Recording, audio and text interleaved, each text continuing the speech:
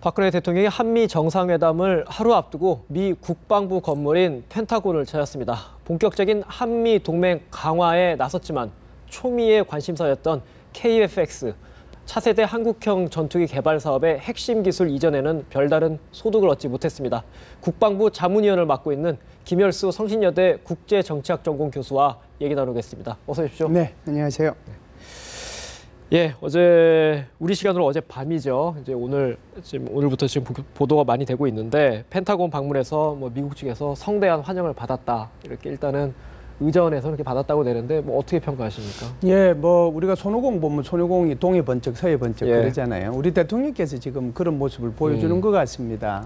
불과 이제 한 달 전 9월 3일에 동쪽에 있는 중국의 그 성루위에서 대통령의 모습이 보였는가 하면 한 달 조금 지나고 나니까 엊그제는 다시 서쪽에 소위 말하는 미국의 핵심이라고 할 수 있을까요? 전 세계 전략의 핵심 역할을 하고 있는 펜타곤의 모습을 드러냈습니다. 그래서 지금은 이제 미국의 일부이긴 하지만 정계 관계 또 학계에서 소위 말하는 한국의 중국 경사론에 대해서 좀 의심하고 있는 사람들도 있고 그랬거든요.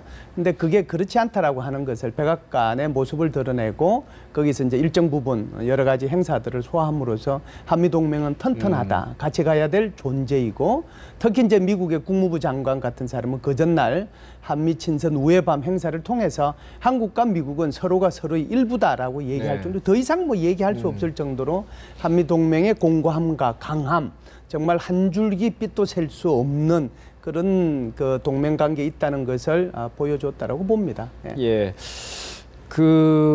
어제 애시턴 카터 미국 국방부 장관의 발언인데요. 이게 이제 박근혜 대통령이 이제 접견에서 전작권 연기 문제 같은 걸 언급을 하니까 한반도 전쟁 억지력을 유지하기 위해 가능한 모든 능력을 투입하겠다 이렇게 얘기해도 이게 어떻게 보면 원칙적인 발언인가요? 아니면 좀 한미 군사 동맹을 좀 업그레이드할 수 있는 그런 의미까지 실렸다 이렇게 볼 수 있겠습니까? 원칙적인 면도 있고요. 지금 말씀하신 좀 업그레이드 면도 있는데 업그레이드보다는 원칙 면에 있고 실제로 우리가 8월 25일 남북 간의 합의 사항이 있는 가운데서 미국이 일정 역할을 한 부분이 있기 때문에 그 부분 때문에 이제 이렇게 장관께서 얘기했다라고 보는데요. 기본적으로 말씀드리고 싶은 것은 이런 거예요. 미국은 지금 시퀘스트, 소위 말해서 연방 예산 자동 삭감 조치, 거기에 들어가 있잖아요. 이제 그게 가장 많이 영향을 받는 것이 이제 국방비이긴 하지만 그 국방비 때문에 결국은 이제 미국의 그 여러 가지 그 군사력들이 지금 줄어들고 있거든요. 또 사야 될 무기 체계들도 못 사고 있는 그런 형편인데 그런 차원에서 보면 우리 한국에 있는 미 2사단 제1여단이 해체됐잖아요. 그 해체된과 동시에 미국의 제2기갑여단을 바로 보내서 그러니까 한국의 28,500명의 주한미군이 항시 유지될 수 있도록 그렇게 조치를 해준 것은 사실은 어마어마한 그 국방비 압박의 영향을 받으면서도 한미동맹에 대한 주한미군의 그 역할에 대해서는 미국이 일정 역할을 해왔다라고 보고요. 또 하나는 이제 8월 25일 날 소위 말해서 남북한 간의 그 2+2 합의를 할 때 사실상 대통령의 강력한 리더십이라든지 국민들의 단결된 힘이라든지 우리 국군의 전투준비 태세의 완벽성이라든지 그런 것들도 있었지만 그중에 이제 큰 역할을 한 것이 바로 미국의 전략자산 전개 문제였거든요. 그러니까 미국이 가지고 있는 전략자산이라고 하는 것은 하늘, 땅, 바다에서 정말 우리가 생각하기 어려울 정도의 어마어마한 전략자산들을 가지고 있잖아요. 그렇기 때문에 앞으로도 이런 문제들이 있으면 미국은 한국의 안보를 위해서 어떤 일이든지 할 수 있다라고 하는 것을 지금 이렇게 보여주고 말로 했다. 이렇게 보시면 될 것 같습니다. 네.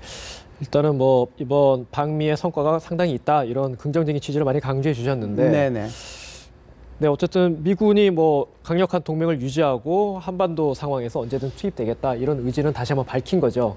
조금 아쉬운 대목이 하나 있습니다. 바로 KF-X 차세대 전투기 개발 사업인데 핵심 기술 이전에 대해서는 조금 부정적인 답변을 했습니다. 저희로서는 기술 이전까지 좀 쿨하게 줬으면 좋겠다 이런 생각이 있을 텐데 거부당했어요. 어떻게 보십니까?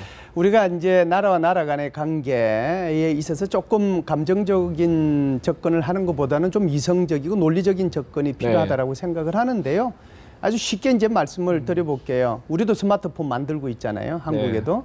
그 중국에도 스마트폰 만들고 있습니다. 중국 유명한 스마트폰 회사가 뭐 샤오미라고 하는 제품을 만들어내잖아요. 그 회사가 한국에 예를 들어서 LG나 삼성이 와서 최신 기술을 달라고 하면은 그거 줄 수 있다고 혹시 생각하세요?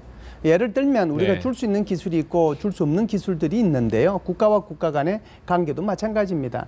자기네들이 생각할 때 이것이 비교 우위에 있는 기술이라고 생각하는데 만일 이 기술을 줘버리면 자신이 비교 우위에 설 수 있는 게 하나도 없다라고 생각하면 그건 줄 수 없는 거잖아요. 그래서 이런 부분들이 안타깝긴 안타까울 수도 있지만 이거는 감정적이라고 저는 생각을 해요. 이미 록히드 마틴사는 한국과의 계약을 통해서 2014년도 9월 달에 못 준다고 얘기를 했고요. 그리고 이제 그 올해 4월 달에 공식적으로 못 준다고 얘기를 했죠. 그렇기 때문에 이번에 가서 그 기술까지 받으면 더 좋았지만 그럴 리는 저는 없다고 생각을 했어요. 그거는 막 넘겨주기가 힘들 거다 이렇게 보기 때문에 너무 그거 가지고 감정적으로 접근할 일은 아니다 이렇게 봅니다. F-35 저희가 이게 단순히 미국부터 기술을 달라는 수준을 넘어서 저희가 록히드 마틴부터 F-35를 사면서 그 조건으로 기술 이전도 받는 거다. 뭐 그런 얘기도 있던데 그렇지 않습니까? 예, 우리가 전투기 사업이 두 가지로 진행이 됩니다. 하나는 FX 사업이고요. 그러니까 F라고 하는 건 Fight라고 하는 전투기의 F자거든요. X라고 하는 것은 F4, F16, F35, F22 뒤에 숫자가 이제 뭐가 될지를 결정하는 것이 FX 사업인데 FX 사업은 외국에서 전투기를 수입해오는 사업이죠. 사는 거죠, 그냥. KFX 사업은 똑같이 전투기 사업이긴 한데 우리 한국이 주도가 돼서 하는 사업입니다. KF 사업인데 지금 좋은 질문을 하셨는데 FX 사업과 KFX 사업이 동떨어져 있는 것 같지만 이것이 굉장히 밀접하게 연동되어 있습니다. 왜 그러냐 하면 우리가 F-35로 소위 말하는 FX 사업을 통해서 록히드 마틴사로부터 F-35를 결정을 할 때 사실상 F-35로부터 기술 이전을 받도록 했거든요.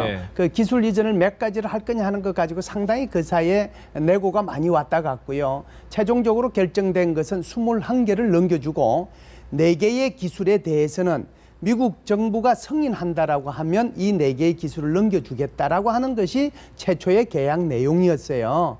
그래서 그것을 총 25개를 받아오면 우리가 소위 말하는 KFX 사업이죠.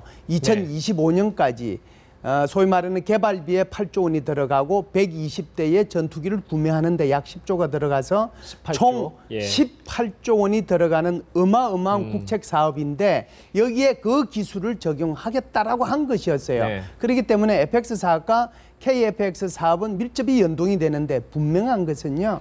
록히드 마틴이 우리한테 넘겨주겠다라고 한 것은 21개. 4개는 미국의 정부가 승인해주면 넘겨주겠다라고 하는 거였거든요. 그러니까 미국의 정부가 승인 안 해준 거예요. 그래서 제가 말씀을 드린 것은 그 부분에 대해서 감정적으로 접근하지 말고 논리적으로 이성적으로 접근하지 않으면 쓸데없는 반미 감정만 일어나니까 이 부분에 대해서는 우리가 조심해야 될 필요가 있다라고 보고요. 또 일부 언론에서는 이 부분을 사실상 어떤 기자 한 명에 의해서 이것이 좀 나쁜 방향으로 확대 재생산이 됐는데요.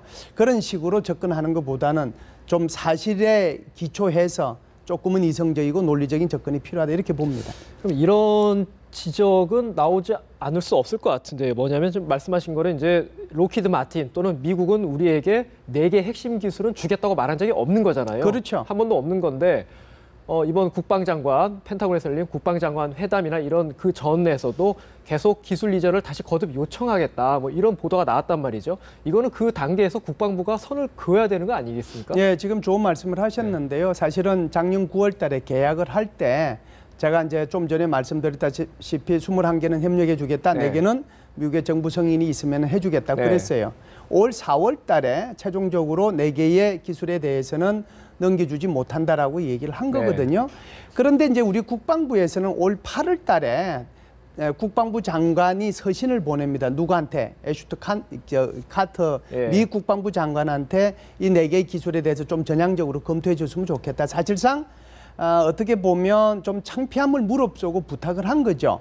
그리고 이제 그것이 한 2달 동안 계속해서 답장이 안 왔거든요. 답장이 안 왔는데 지금 그 답장 문제에 대해서 2가지 설이 있습니다. 아직까지 이걸 확인하지 못한 상태에서 제가 여기 지금 스튜디오 나오긴 했는데, 하나는 엊그제, 그러니까 예를 들어서 우리 한국 정부에다가 통보를 해줬다, 기술 이전이 불가능하다라고 그렇게 얘기를 했고, 또 어떤 건 보면 아직도 받은 적이 없다 이렇게 얘기를 했는데, 받은 적이 그럼에도 없다. 그렇죠.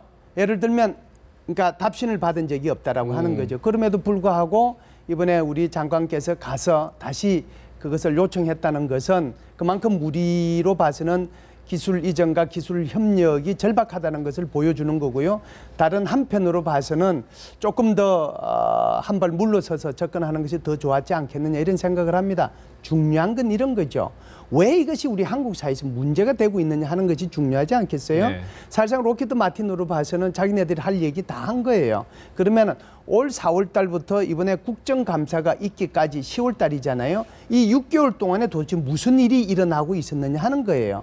그러면 4월 달에 안 된다고 통보를 받았으면 이걸 가지고 대통령한테 보고를 하고, 예를 들면 이런 과정을 거쳤으면 아무런 문제가 안 될 수 있죠. 지금 문제가 된 것은 뭐냐, 내게 기술을 못 받느냐 받느냐가 중요한 것이 아니라 이걸 청와대에 보고했냐 안 했느냐, 왜 묵살했느냐, 언제 보고하려고 했느냐, 엉뚱한 방향으로 가고 있다는 거죠. 문제의 본질을 빼고 문제의 주변부만 가지고 지금 오히려 그것이 한국 사회에서 논란의 핵심이 서 있다라고 하는 것이 조금 안타깝다는 생각은 듭니다. 지금 교수님이 이제 국방부 자문위원도 겸하고 계시는데, 이 얘기는 지금 말씀은 국방부 또는 이제 군 수뇌부 그내 이제 보고 체계 문제, 그걸 지적하시는 거죠? 예, 제가 국방부 자문위원을 한다고 모든 것을 자문하지는 않는다는 걸 먼저 말씀을 드리고요. 논리적으로 생각해 보면 4월 달에 통보를 받았잖아요. 로키드 마틴사로부터 안 된다고 하는 것을. 그럼 받았으면 지금 10월 달이면 6개월이 지나갔잖아요. 그 6개월 동안에 조치를 취하고 청와대에 보고도 하고 그랬어야 되는데,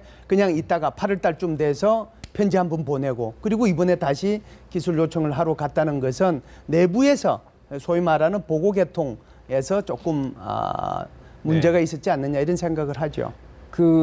아까 말씀하신 4개 핵심 기술, 애시당초 로키드 마틴이 주겠다고 말한 적이 없는 4개 기술, 그게 없으면은 KF-X 사업, 개발 사업은 어렵습니까? 기본적으로 이제 우리 한국이 고민해야 될 방향이 2가지라고 생각을 해요. 우선 이제 그 KF-X 사업 자체를 재검토할 거냐, 그렇지 않으면 KF-X 사업을 끌고 갈 거냐, 이 문제가 이제 제일 클 거고요. KF-X 사업을 적게 되면 제일 이제 곤란을 겪게 되는 것은 방사청도 아니고 카이도 아니고요. 제일 중요한 것은 우리 한국 공군입니다. 왜 그러냐면 노후 전투기가 돼서 조금 있으면 한 100대 정도가 부족해지거든요. 가장 이제 문제가 되는 것이 우리 한국 공군이라고 볼 수 있는데, 공백이 생긴다는 말씀이시죠? 그렇죠. 전투기에 공백이 생겨서 이것이 문제가 되는 거고요. 만일에 이제 이걸 계속해 간다라고 하면은 대안을 찾아야 되지 않겠어요? 그 대안을 찾을 수 있는 방법이 아마 여러 가지가 있을 수 있을 텐데, 끝까지 못 찾을 수도 있다는 것이 가장 위험한 거죠. 지금으로서는 대안을 찾을 수 있는 방법이 2가지입니다. 하나는 4가지 기술 중에서 어떤 것은 한국 자체로 개발해 나가고, 어떤 것들은 한국이 주도가 돼서 유럽으로부터 기술 이전을 받고 기술 협력을 받아서 개발해 나가는 거죠. 그런데 문제가 되는 것은 그냥 기술 이전을 받을 때는 이것이 그대로 KF-X 사업에 그대로 적용이 돼서 2025년에 대한민국이 만들어낸 KF-X 전투기가 등장하지만, 그렇지 않을 경우에는 이것이 못 갈 수도 있다는, 그것이 1%진 10%지간에 그것이 문제가 된다는 것이 가장 큰 문제가 되겠죠. 네.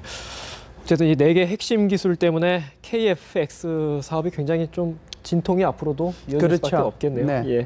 네, 알겠습니다. 네, 오늘 대담은 여기까지 나누도록 하겠습니다. 지금까지 김열수 성신여대 국제정치학전공 교수와 얘기 나눴습니다. 말씀 고맙습니다. 감사합니다.